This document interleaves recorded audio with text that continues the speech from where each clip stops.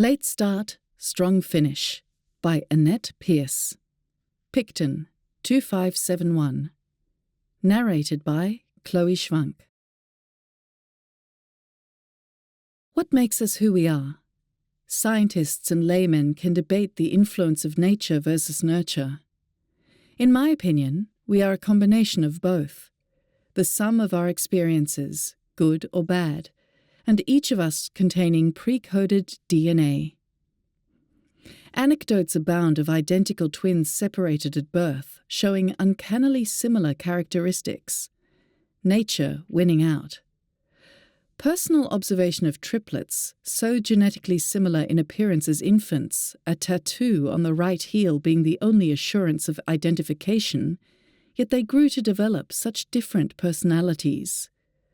The influence of nurture and their environment was apparent.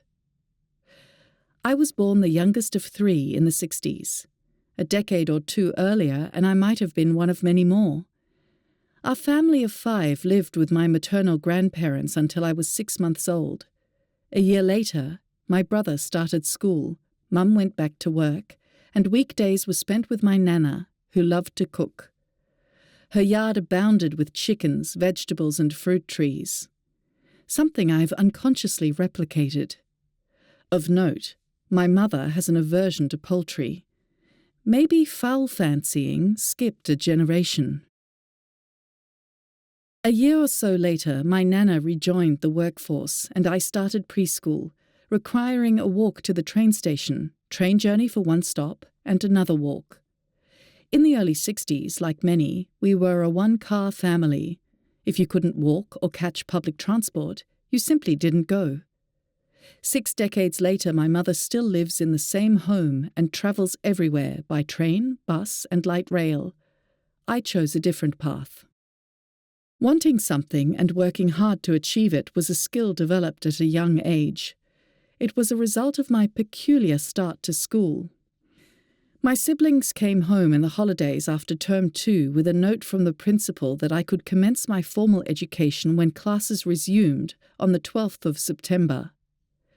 It's difficult to imagine in today's environment of pre-enrollment orientation days, familiarization visits, and staggered start times for first-timers. There was no explanation for the delayed start. Neither was there a suggestion to defer to the next full school year. I suppose it would not have made economic sense to continue to pay childcare fees. A uniform was hastily gathered and off I went to big school. I walked into a classroom of children I didn't know, without any idea of school rules, routine, or etiquette. My fellow classmates had all developed friendships. I was the strange new kid who had never sat at a school desk before. I can't remember their faces, but I vividly recall the feeling of being scrutinized, little whispers rippling around the room in waves. Who was the strange girl with whiter-than-white hair and a pair of neatly pressed green plaid bows dangling on the end of 2 short plaits? I felt uncomfortable and awkward, excruciatingly self-conscious. To this day, I still feel nervous and vulnerable walking into a room of strangers. Some apprehension of the unknown is expected, but my feelings border on anxiety. No one was mean, but neither did they knock each other over to befriend me. A seat at the back of the class was pointed out, next to a frowning boy, and there I sat, willing myself not to cry. When we started writing on a worksheet the teacher had distributed, I kept bumping his elbow, so he put up his hand to complain. It seemed the problem was I was left-handed. The simple solution was to swap seats. Yet again, all eyes looked my way. Everything was strange. No hot meal or toilets in the next room. The school day was shorter than I was used to, but the bells to mark recess and lunch were loud and startled me. I survived my first day, relieved to see my brother in year 3 and sister, year 5, waiting at the gate. With time, I settled into the routine, even getting used to the sometimes warm bottle of milk that was handed out at recess. Kindergarten whizzed by, and on to 1st grade I went. By 2nd grade, I was flourishing. I had friends, confidence, and a love of learning. The end-of-year report brought, without exaggeration, devastating news. My results were excellent, but the principal believed that because of my young age, I should repeat. Tears and protests elicited support from my parents, and a meeting was set. The outcome was an agreement from the principal that I could continue into primary classes, providing I came in the top 6 of my year. 2 classes, approximately 60 children. I just had to be in the top 10%. I was determined I would not lose my classmates with whom I bonded after working so hard. I succeeded. I may have been the youngest girl in first form, year 7, but I was there.